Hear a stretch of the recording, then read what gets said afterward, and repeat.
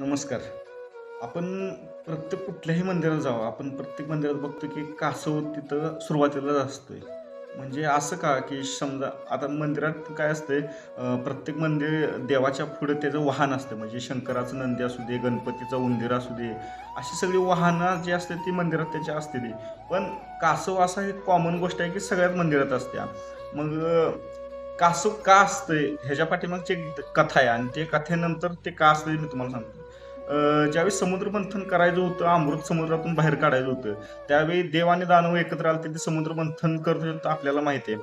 आणि त्या मंथनासाठी रवी म्हणून मंदार पर्वत वापरला गेला आणि मंदार पर्वत महाकाय पर्वत होता आणि त्याचं वजन जास्त असल्यामुळे तो काय व्हायचा, तो तळात समुद्राच्या तळात जाऊन बसायचा जास्त वजनामुळं. मग ते स्थिर होत नव्हतं. ते सारखं हलायचा, खाली तळात जायचा मंदार पर्वत. त्यामुळं सगळे चिंतेत पडले, काय करायचं, काय करायचं? याला स्थिर कसं करायचं? मग ह्यावर उपाय म्हणून भगवान विष्णूंनी कासवाचा अवतार घेतला.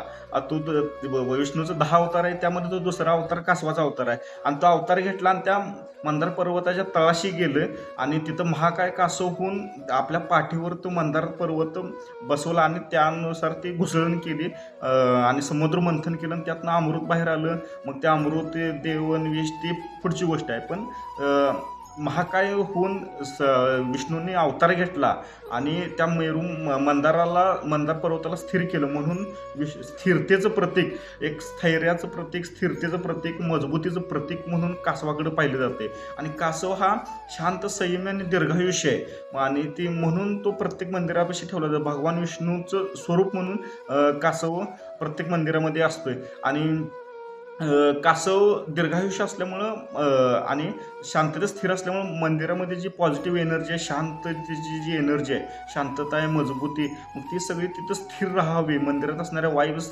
मंदिरापाशी स्थिर राहावेत म्हणून प्रत्येक मंदिरामध्ये कासव असतोय.